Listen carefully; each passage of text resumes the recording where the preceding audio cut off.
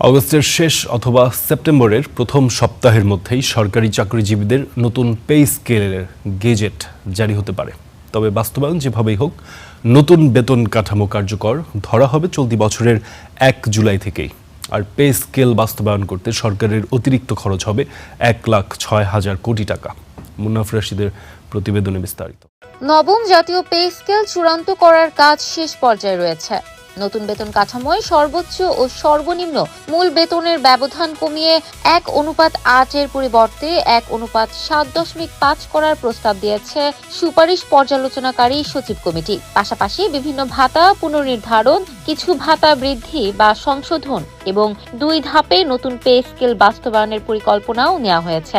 ধাপে ধাপে বাস্তবায়ন করার ঘোষণা দিচ্ছে। অর্থ মন্ত্রণালয়ের সংশ্লিষ্ট সূত্র জানিয়েছে, গেজেট জারিতে আরও বিলম্ব হতে পারে। কর্মকর্তাদের ধারণা, এটি প্রকাশে আরও ২ থেকে ৩ মাস সময় লাগতে পারে।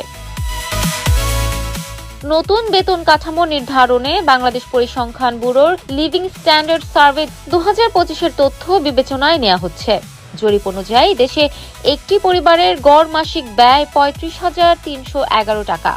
সিটি কর্পোরেশন এলাকায় এ ব্যয় ৪৬,৭৭৮ টাকা এবং ৬ সদস্যের একটি পরিবারের মাসিক গড় ব্যয় ৬৬,২৫৩ টাকা।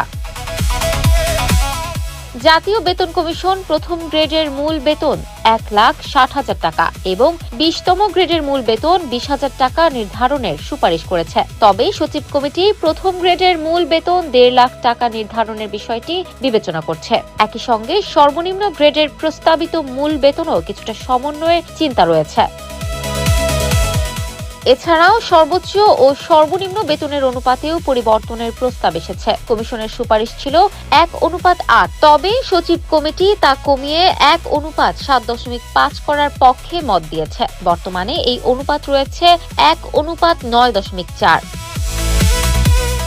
তবে সরকার ১৯তম থেকে প্রথম গ্রেড পর্যন্ত বিভিন্ন ভাতা বাড়ানোর পরিকল্পনা করছে। বিশেষ করে যাতায়াত, টিফিন, ধোলাই ও ঝুঁকি ভাতার উপর নির্ভরশীল নিম্ন গ্রেডের কর্মচারীদের ক্ষেত্রে তুলনামূলক বেশি হারে ভাতা বৃদ্ধির বিষয়টি বিবেচনায় রাখা হয়েছে। তবে সব সুবিধা একসঙ্গে কার্যকর করা হবে না। বেতন কমিশন চিকিৎসা ভাতা সর্বোচ্চ ৫,০০০ টাকা করার সুপারিশ করলেও সরকার তা ৩,০০০ টাকা নির্ধারণের কথা ভাবছে। একইভাবে সন্তানদের মাসিক শিক্ষা ভাতা কমিশনের প্রস্তাবিত ২,০০০ টাকার পরিবর্তে ১,৫০০ টাকা করার পরিকল্পনা রয়েছে। এই বিষয়ে নাম প্রকাশে অনিচ্ছুক অর্থ বিভাগের একজন কর্মকর্তা জানান, পে স্কেল নিয়ে অযথা তাড়াহুড়া করার সুযোগ নেই।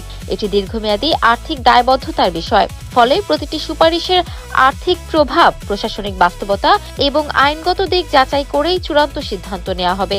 নতুন বেতন কাঠামো ১ জুলাই ২০২৬ হতে ধাপে ধাপে বাস্তবায়ন করার ঘোষণা